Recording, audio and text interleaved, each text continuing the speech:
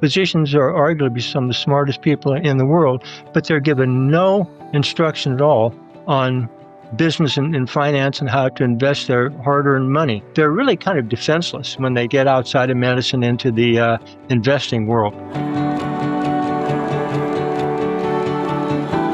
Welcome to Truly Passive Income. I'm Neil Henderson. And I'm Clint Harris. And today's guest is Dr. Robert Doroghazi. He's a retired cardiologist and the author of The Physician's Guide to Investing. He's built a reputation as a straight-talking voice for financial discipline among high-income professionals. So what sets him apart? He retired early from applying his own advice, living below your means, avoiding debt, invest simply. And now he's willing to share those lessons through his newsletter and published works and with our audience today. So, Dr. Doroghazi, thank you so much for being here. How are you today? Thank you. I'm doing great, and I really appreciate the chance to talk. Absolutely. Thanks for joining us. Yep. We're excited to have you here. I come from the cardiology background. I spent 16 years in medical sales in that world, and I know how hard you have to work in that line of work. And I always get excited talking about that unique individual that is a combination of the science background with the white coat professional mentality for caring for people and being a healer, and also having the combination of the business acumen that comes with an investor. That's not something that you see every day. A lot of people in the cardiology world, especially are hospitalists and maybe don't have to think about the private practice side of things and the business mind, let alone getting to the point of how do you invest outside of that to get to the point of where you're not trading time for money. So I love the opportunity to dive into that. So before we get started with our list of questions, which I'm excited about, why don't you tell us a little bit about yourself, your background, and what led you through a medical profession and then investing outside of that? All of my grandparents came from Hungary. Both the grandfathers and my father were steel workers, and I worked in the steel mills, actually. And I worked high school, mowed lawns, and fortunately was able to pay my way through college and med school. Went undergrad to the University of Illinois and graduated in 3.5 years. Then went to the University of Chicago and did my internship and residency at the Massachusetts General Hospital in Boston, and then back to the greater St. Louis area to Barnes Hospital to do my cardiology training. And I was in practice from 1982 to 2005 and retired when I was 54. And people asked me why I retired. I retired because of call. This was before hospitalists, and we had 10 cardiologists and 2 cardiac surgeons. And when you're a young doc, taking call is part of being a doc. When you get in your 50s and 60s, taking call and then doing a whole day's work the next day and the next several days is really hard work. And fortunately, I had been careful with my money and was able to retire when I was 54. What encouraged me to write the Physician's Guide to Investing, I didn't retire to do that. The idea actually came along 2 or 3 years before I retired. But I saw the mistakes that some doctors made, and I thought it gave me some insight into writing on that subject. Dr. Doroghazi, you've been very candid about how physicians are often high earners but poor investors. What originally opened your eyes to that disconnect, and how did you begin educating yourself on finance? Well, that's really exactly what it was. I saw the mistakes that some of the doctors made. I certainly made a few mistakes along the way too, but I had more victories than defeats. The physicians can have certainly the same problems with their investment that anyone can have, but I think docs have 3 particular problems with their investments. One is that they're taught to trust everyone because the doctor-patient relationship is based on trust. Blind trust outside of the medical field in the legal area in investments is a formula for disaster. It really gets around to who can you trust.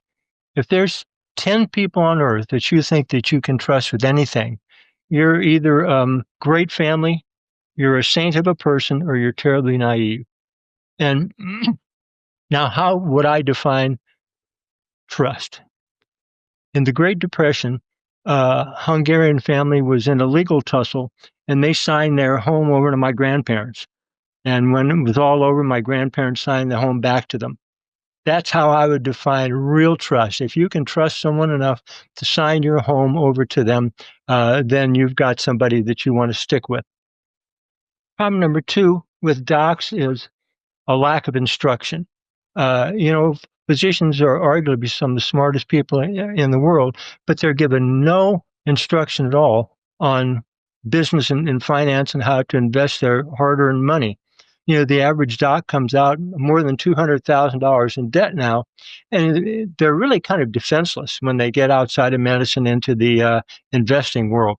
The third problem I think some physicians have is arrogance, to be quite candid. Docs are smart people, often the smartest person in the room, and some docs think that makes them smart at everything.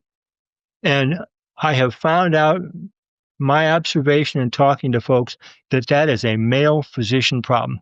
I have never heard or seen a female do some of these totally blatantly stupid things that some males have done to suffer a life of bankruptcy or indebtedness. So those, I think, are the three main problems. Physicians are taught to trust, but you can't do that in the legal and real world.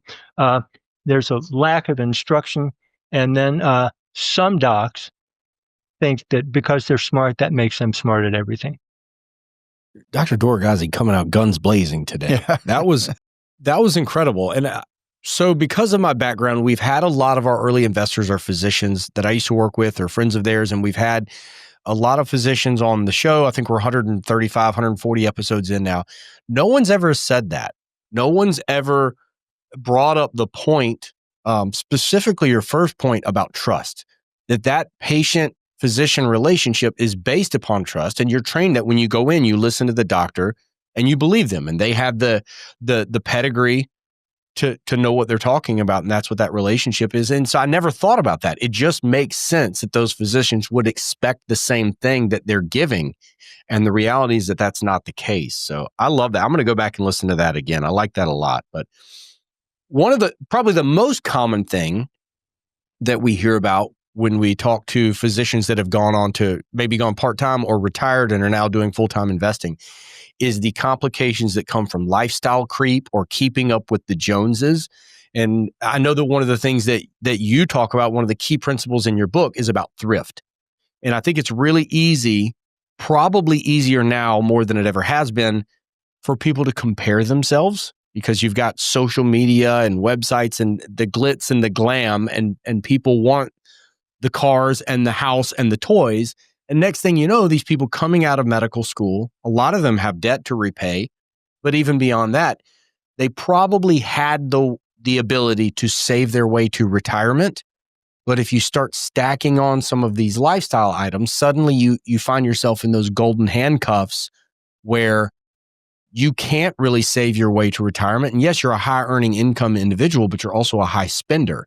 And it's hard to break that cycle.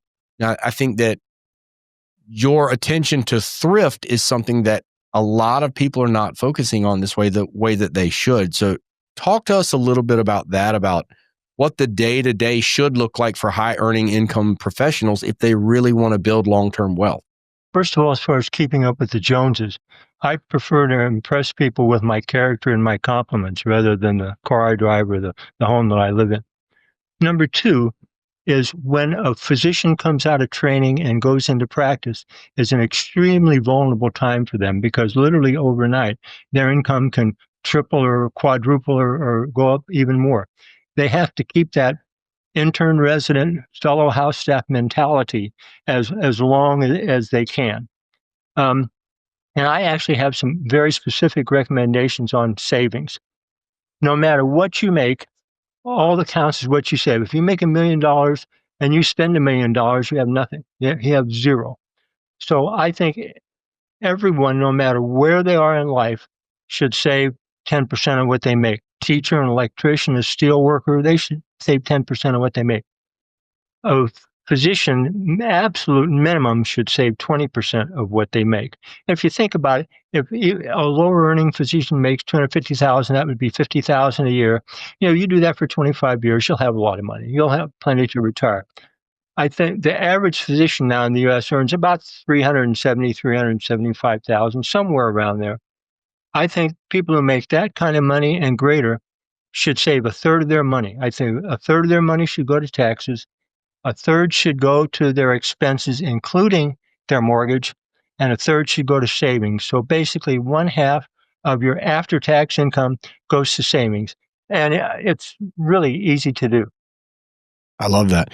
Of the physicians that are following that course of action and are able to save and build up some capital, obviously, I'm sure that you don't believe that capital should just sit into a savings account, that it should be deployed and that it should get up and go to work even when you don't feel like it.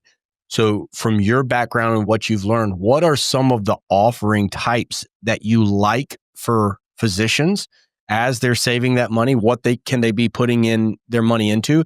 And maybe there's also something that we've seen a lot is that these syndication and alternative investment strategies are targeting physicians. They are coming after the white coat professionals because that's where they know there's money there and they know there's very little time there. And if you've got money and you don't have time, syndication and passive investing is a great place for you. But because of that, you really have groups that are specifically targeting those groups. So what kind of investments do you recommend for people that are following your advice in terms of being thrifty and saving? And then what are some of the potential pitfalls? Actually, the advice is easy. Invest in what you know.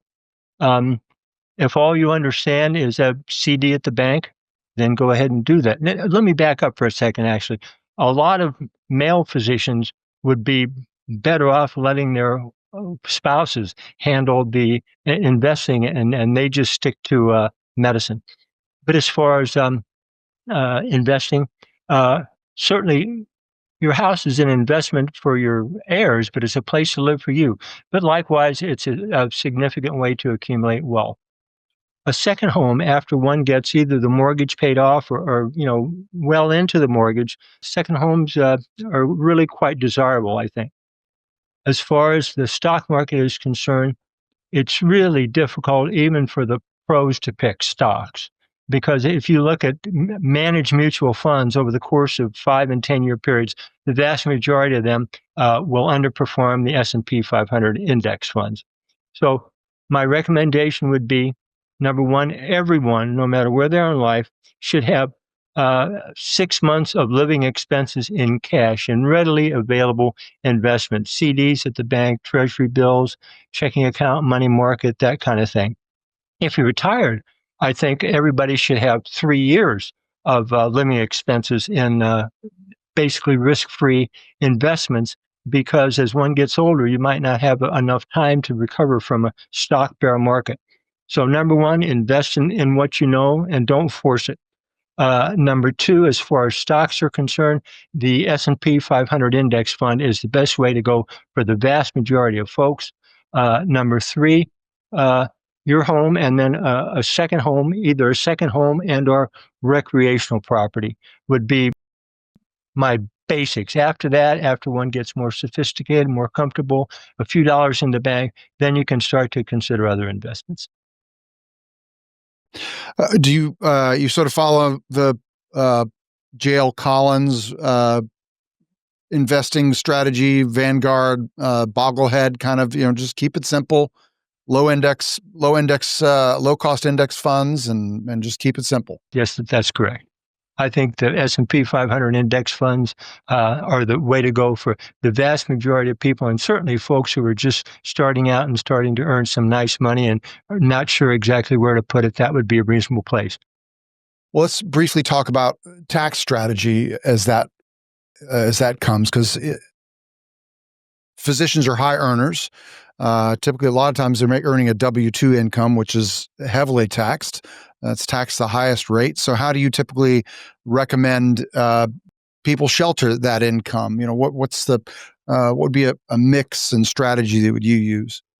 It's certainly desirable to avoid taxes, but sometimes people will chase tax advantage investments that end up being poor investments. So there's no doubt that for example, legitimate straight line depreciation, you own the home next door and rent it out, that's a nice tax deduction.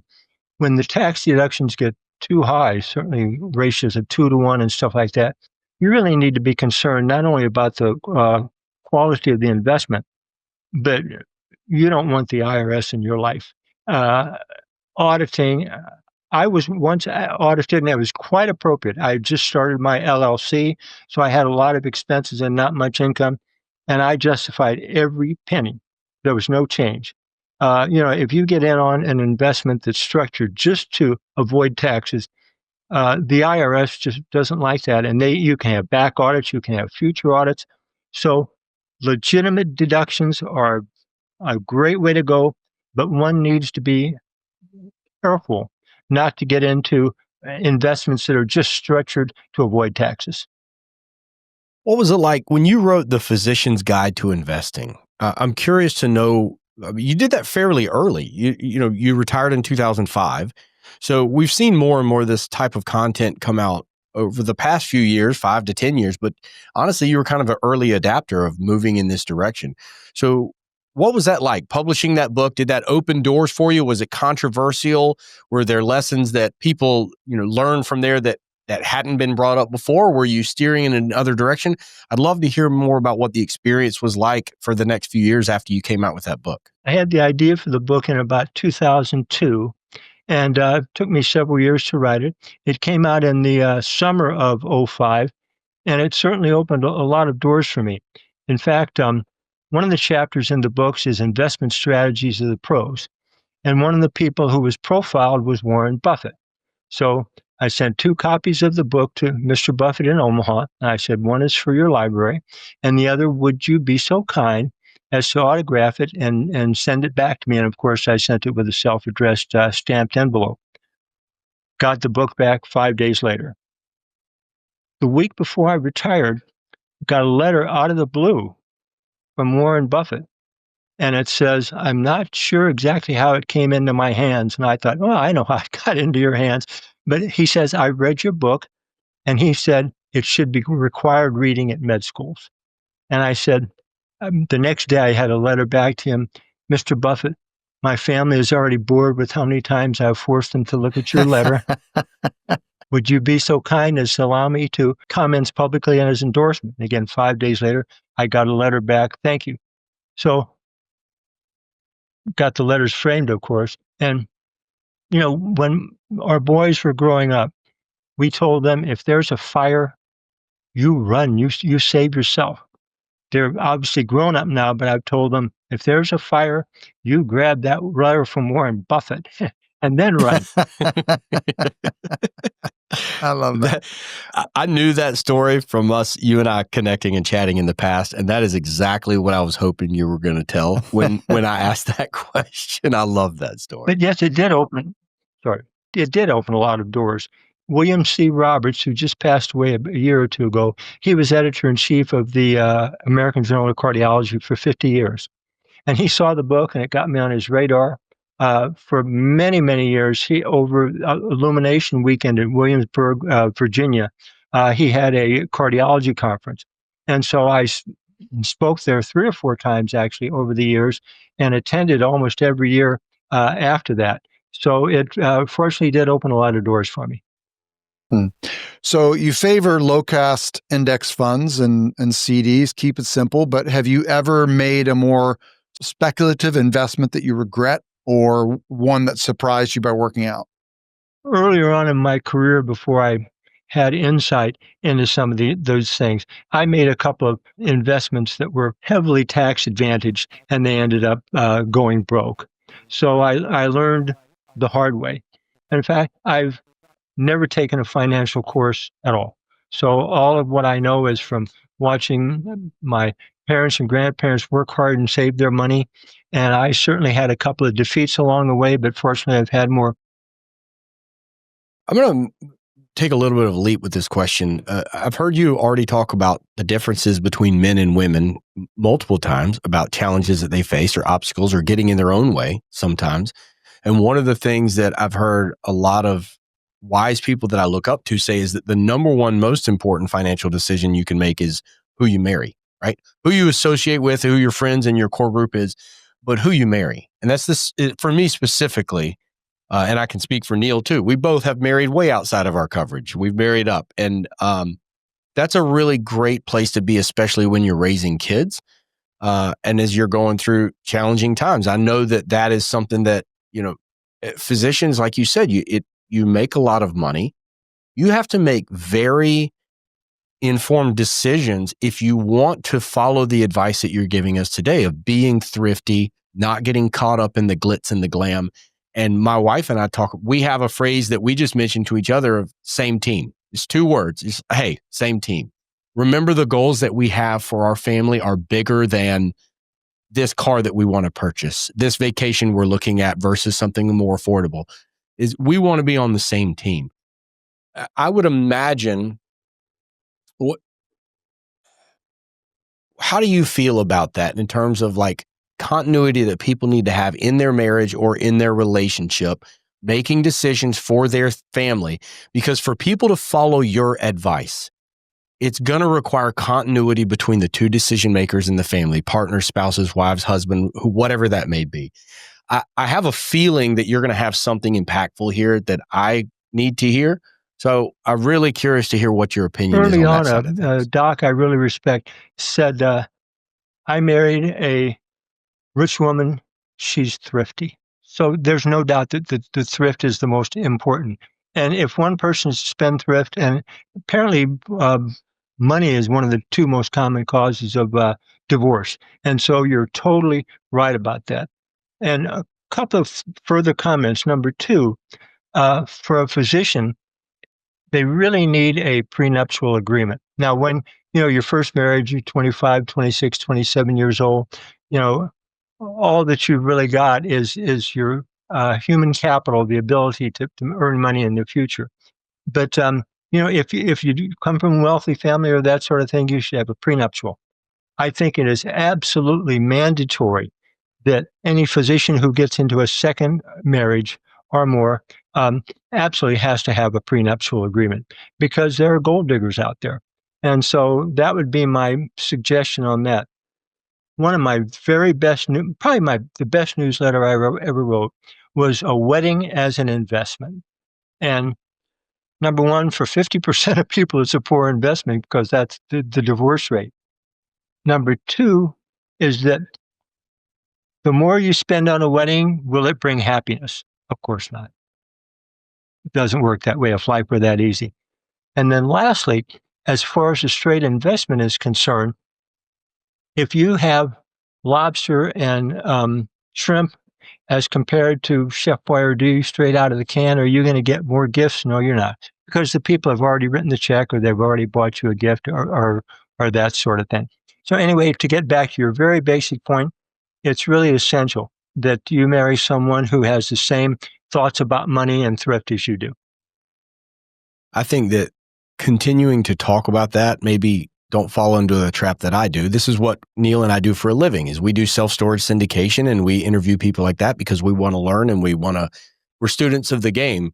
I think for me, a trap that I fall into is talking about it too much. And I think that can become frustrating for my wife. But I do think it's important to have, date night or whatever it may be, a certain time, once a month, once every few weeks, where you talk about the goals that you have for the future and how you can accomplish those, because those goals change over time. Once kids get involved in things like that, sometimes you find yourself moving the goalpost.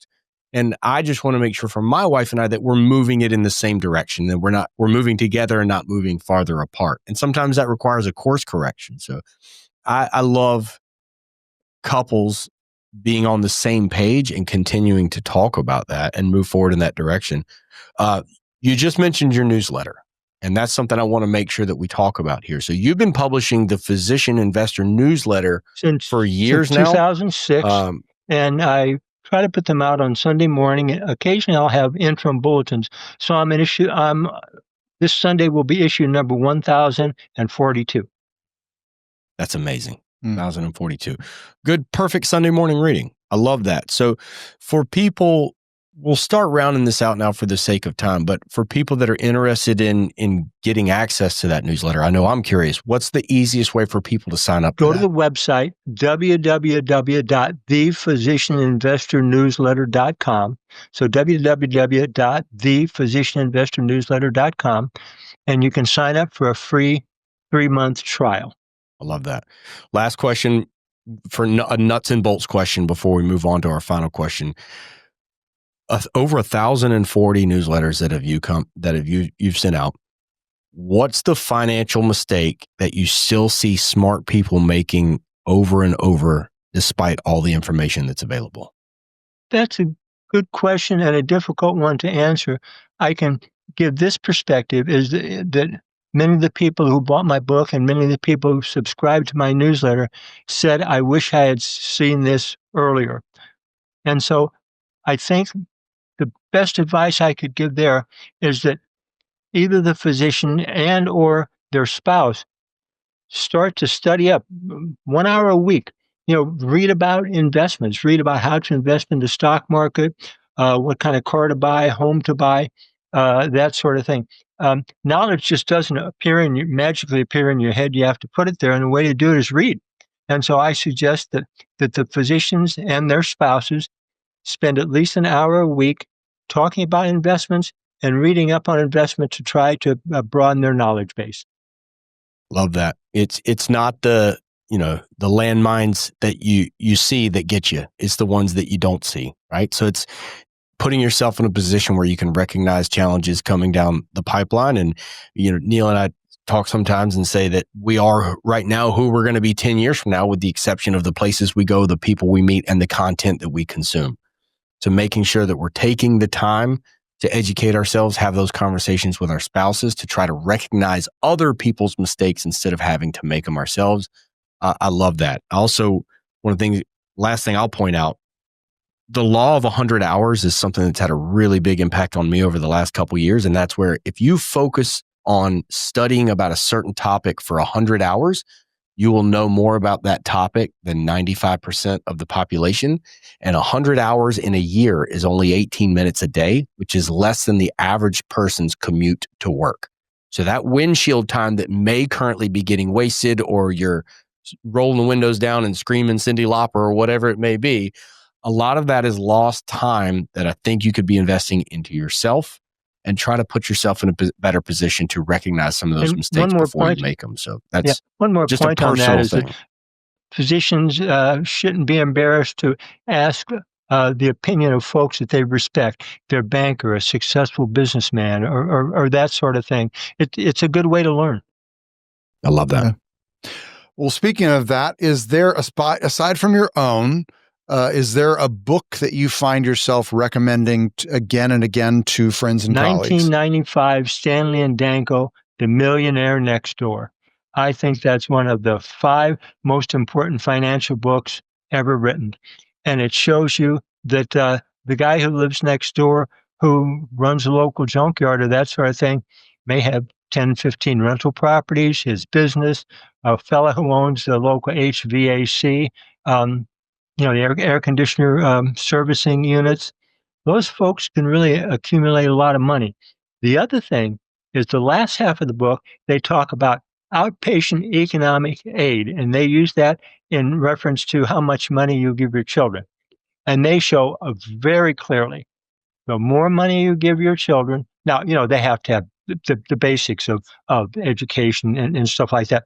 But beyond that, the more money you give your children, the less they save on their own. The less you give the kids above the basic needs, the better off they are because they go out and earn it. So Stanley and Danko, The Millionaire Next Door, is worth your time to read. I actually reread it every 3, 4, 5 years. The Millionaire Next Door and The Richest Man in Babylon are the first 2 books that were recommended to me when I was probably 15 years old. I read those before the Purple Bible of Rich Dad, Poor Dad. And that book it goes exactly with what you're saying about thrift, living under the radar, not living in a way to be flashy. Those people are that live by that consistently for probably 1,000 years have ended up doing very well. Well, Dr. Doroghazi, we really appreciate your time today. Thank you very much for sharing your experiences with us, for sharing the Physician's Guide to Investing with us, for sharing your newsletter. I think I know the answer to this, but just for the sake of our listeners, that they can always get to the end of the episode and find out. For anyone wanting to connect with you, hear more about what you're up to hear more about the Physician Investor newsletter, what would be the best way for them to connect with you and do that? Via email. So it's just my name, R. Doroghazi, RDOROGHAZI @yahoo.com. Excellent. And then we've got the physician, www.thephysicianinvestornewsletter.com. Is that correct? Yeah, correct. Excellent. Well, thank you so much for your time today. Greatly appreciate it. And thank you so much for your willingness to share everything that you've learned. Thank you for the opportunity. Thank you. Thank you so much for listening and watching the Truly Passive Income podcast. If you liked the show, if you think it would be useful for someone else, the greatest compliment that you could give us would be to share the episode, leave a comment down below, or leave us an honest review. If you have any questions, don't hesitate to let us know down below. And remember, with truly passive income comes freedom of time, place, and the freedom to pursue your higher purpose.